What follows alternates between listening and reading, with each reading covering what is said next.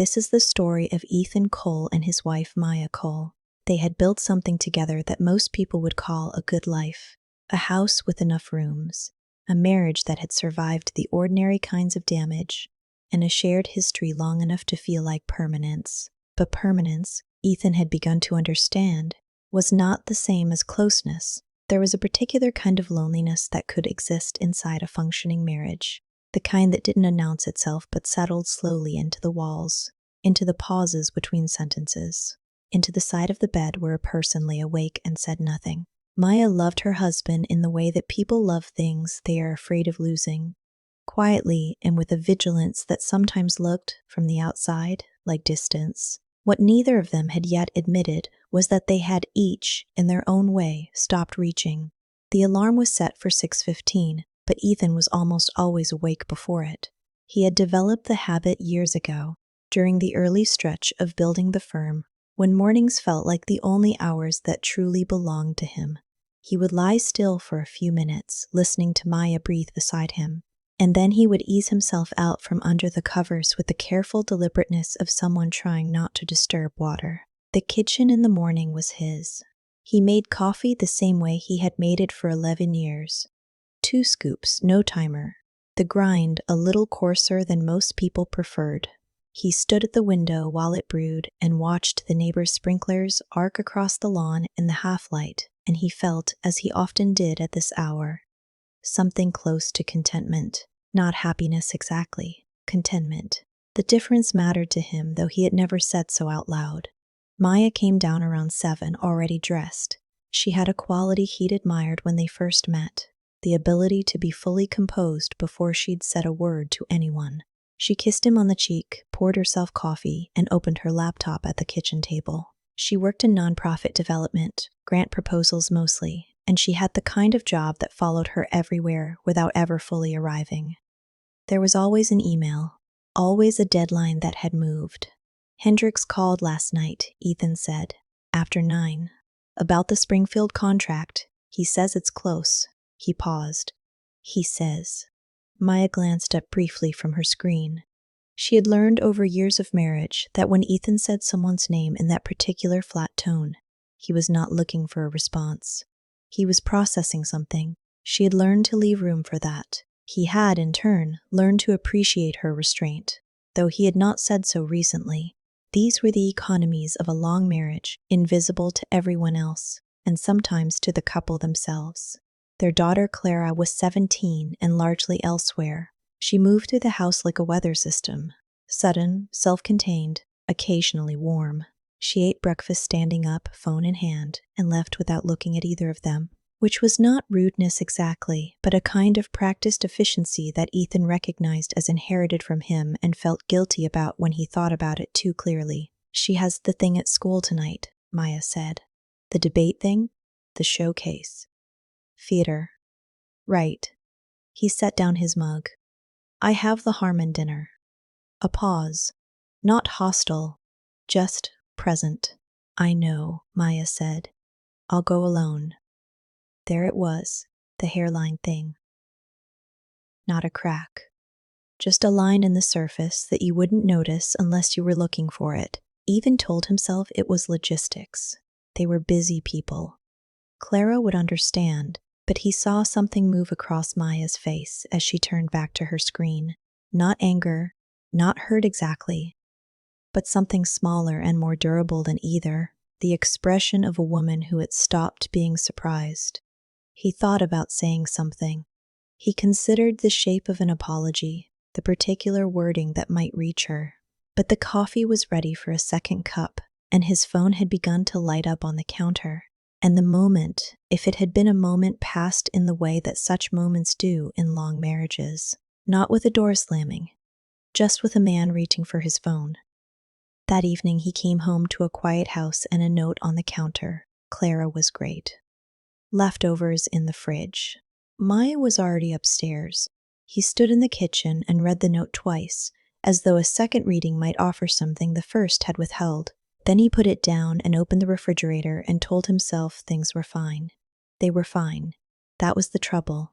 October came the way it always did in their city. Not with the cinematic collapse of leaves, but with a gradual dulling of the light, a change in the quality of the air that made evenings feel heavier than they were. Ethan had begun staying later at the office. This was not unusual for him. The firm had its seasons, and the fourth quarter was always dense. But there was something different about these evenings. He was not exactly working. He was present in his office, in front of his screen, responding to emails at a pace that did not require his full attention, and he was not sure what he was waiting for. He only knew that the thought of the drive home, of the particular silence that lived in their house between dinner and sleep, made something in him slow and flatten. His business partner, David Marsh, had been with him since the beginning, 14 years. They had the kind of friendship that grows inside a professional relationship. Close in the specific ways that shared risk creates closeness, but with whole territories of each other's lives left unexplored by mutual unspoken agreement. David was charming in the way that people who are used to being liked are charming, effortlessly, and with a quality of attention that made you feel, while he was focused on you, that you were the only person who mattered. "You look like a man who needs a drink," David said one evening, appearing in the doorway of Ethan's office. Ethan looked up. "I'm finishing the Harmon projections. They'll be there tomorrow." David's ease was something Ethan had always envied in a mild, unexamined way. "Come on. One drink." They went to the place 3 blocks from the office where the bartender knew what they ordered. Ethan talked about the Springfield contract, about the timeline, about a licensing issue that had been unresolved for 6 weeks. David listened, offered a thought here and there, and watched him with an expression Ethan couldn't quite read, something attentive and slightly careful. "How's Maya?" David asked. Good, yeah." Ethan turned his glass. "Busy. She's still doing that grant work?" "Always." He meant it lightly, but it came out flatter than he intended. David nodded slowly. He didn't press, which was something Ethan appreciated about him. The conversation moved on, but something in the way David had asked, the particular steadiness of his gaze, the half-second before he'd nodded, sat at the edge of Ethan's awareness on the drive home. Not quite a thought, more like a sound in a register just below hearing. At home, Maya was on the couch with a book she'd been trying to finish for 3 weeks. She looked up when he came in, and the look was not quite neutral. Watching, maybe. Or waiting. "Late," she said. Not accusatory, just noting. "Had a drink with David." He set his keys on the table. "How was your day?" "Fine." She paused. "I had a call with the Greer Foundation. They're cutting the literacy grant." "That's the one you've been working on?" "For 4 months, yes. I'm sorry." He sat down in the chair across from her.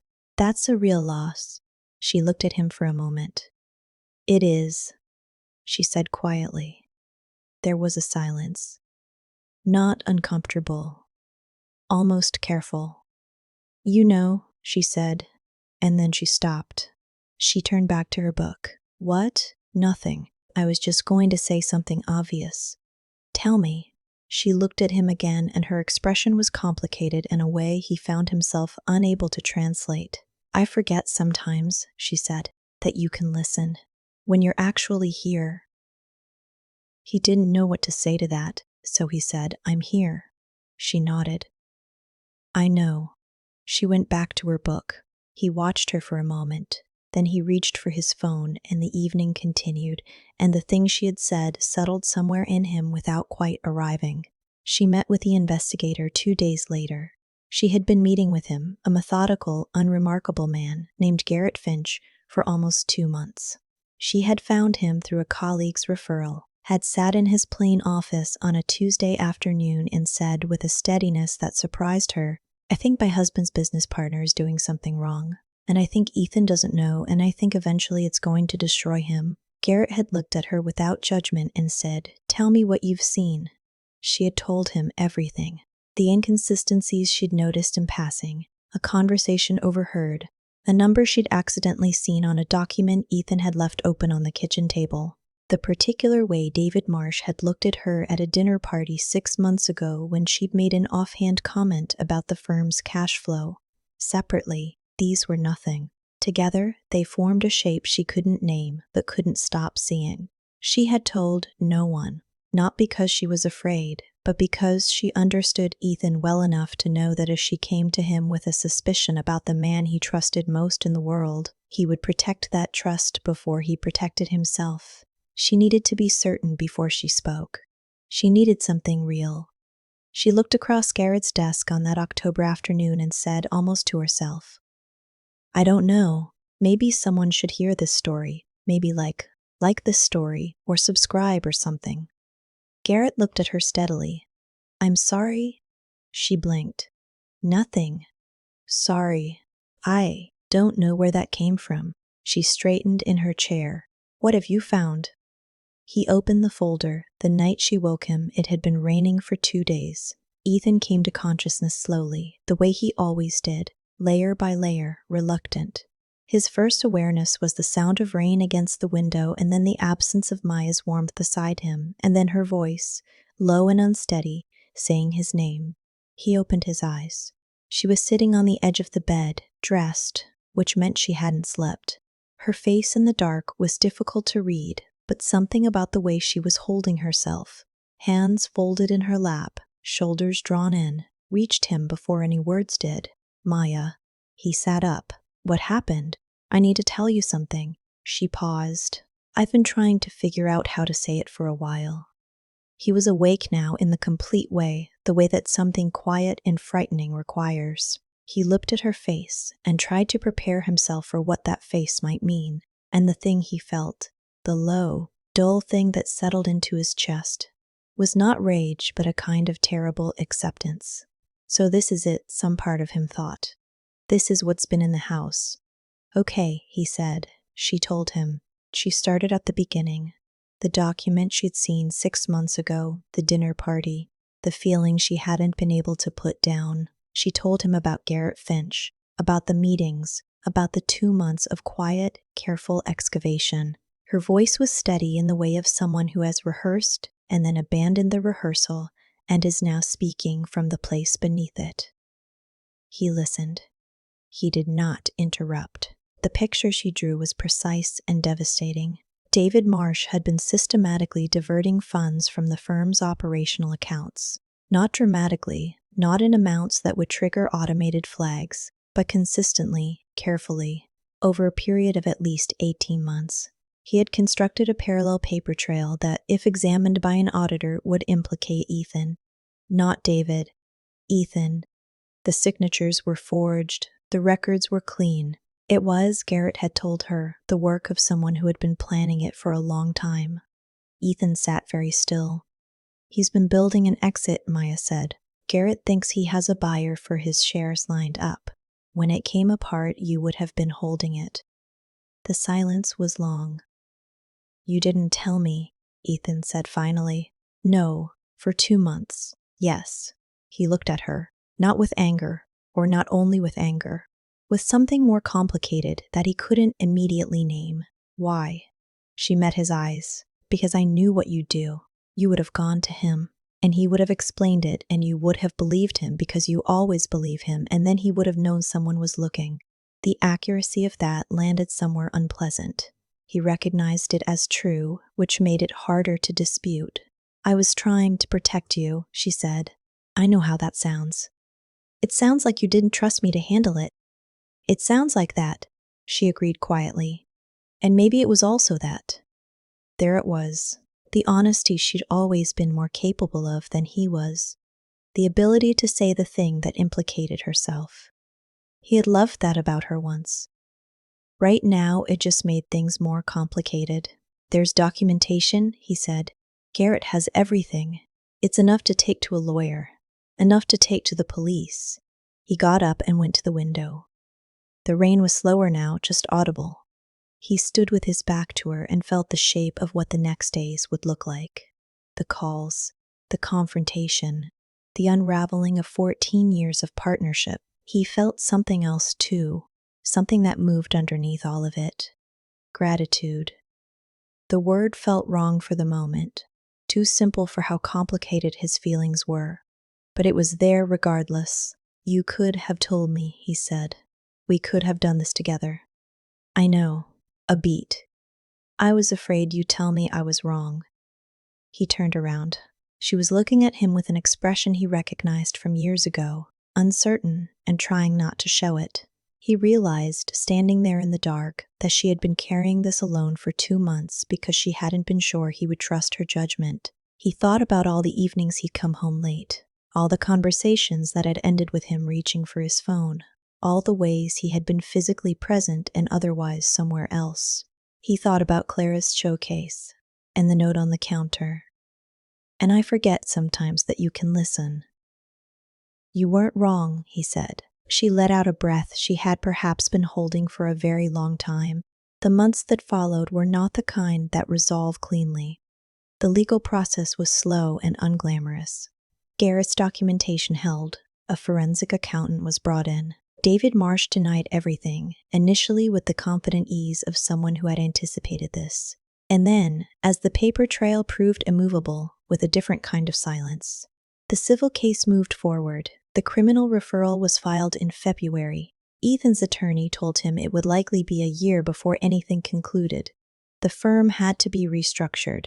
Several clients withdrew, not because of Ethan's culpability, which had been clearly established, but because association with conflict made people uncomfortable. He lost 2 accounts he'd held for 8 years.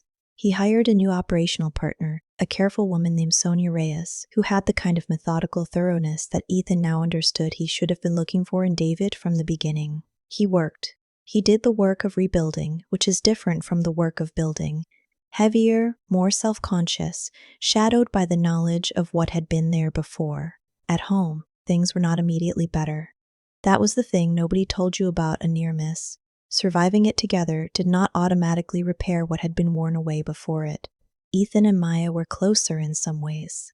There was a new directness between them, a willingness to say hard things that hadn't been there before. But closeness and distance can coexist in a marriage, and they were learning that too. Maya went back to her grant work. The Greer Foundation reversed its decision in March. A new donor had come in.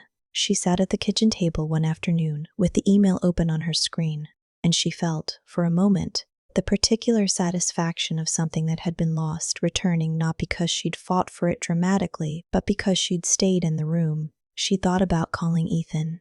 Then she got up and made tea, and when he came home she told him about it over dinner, and he looked at her with a fullness of attention that she had been missing for years, and she thought, there he is. Clara, who had been told a version of events that was honest but not exhaustive, was quietly remarkable about it. She was 18 now, in her last semester of high school. She had her mother's composure and her father's stubbornness, and she had developed, in recent months, a habit of sitting in the kitchen with whichever parent was there, not really talking, just occupying the same space.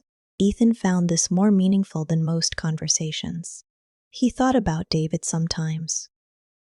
Not with hatred that had come and gone in the early weeks. What remained was more like the feeling you get standing in a room you've completely emptied, a clean space that used to hold something, and the faint disbelief that it could have held it for so long. He thought, too, about himself, about the ease with which he had trusted David, and the ease with which he'd half stopped seeing Maya. He was not the kind of man who did a lot of visible self-examination. But something had shifted in him in a way he couldn't reverse. A new awareness of the cost of not paying attention. Attention was not the same as intimacy, he understood now, but its absence was the beginning of every kind of loss.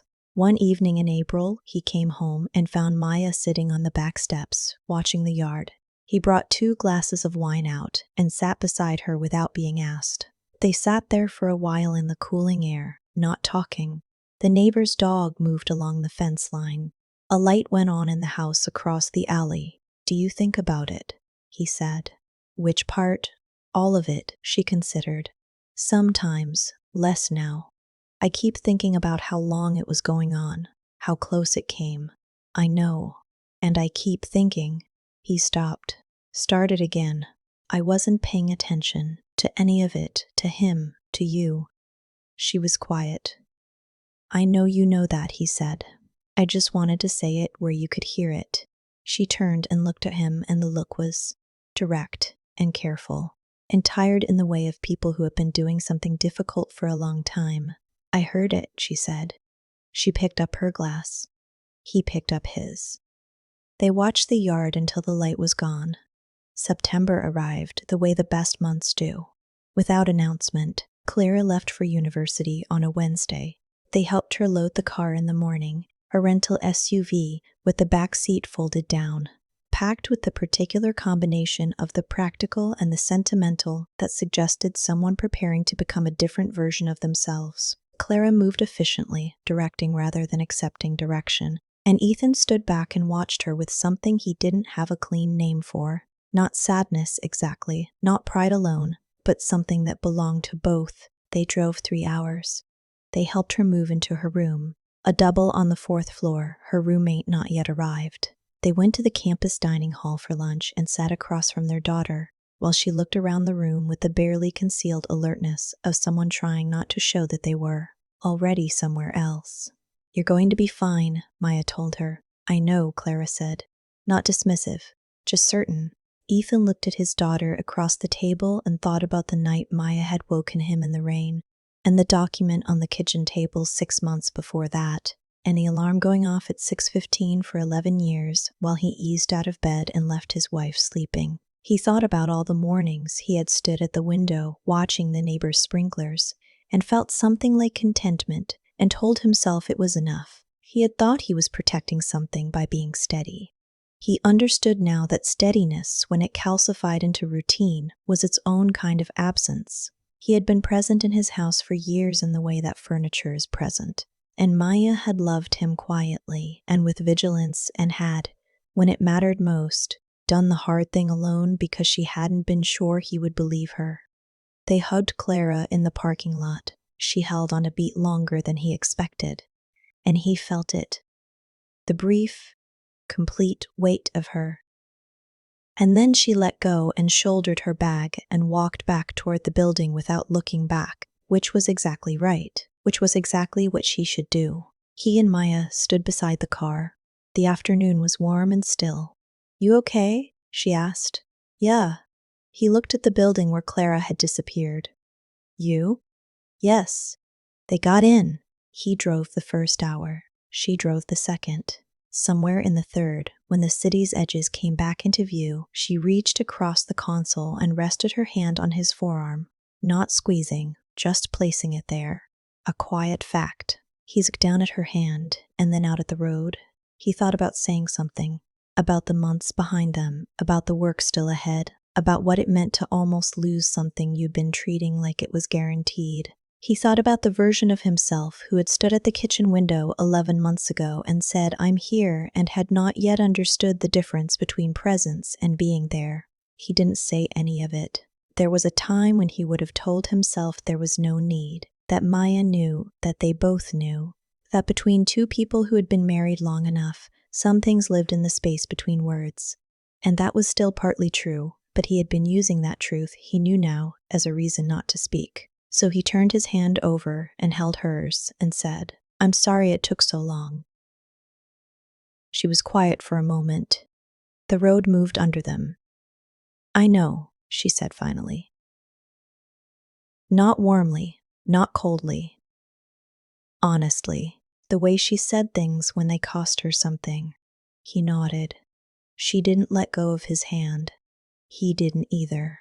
The city came up around them, the familiar exits, the long familiar bridge, the skyline that had looked the same for years and would continue to look the same regardless of what happened under it. Two people in a car, returning to a house they had built into something and then neglected, and then, slowly, turned back toward.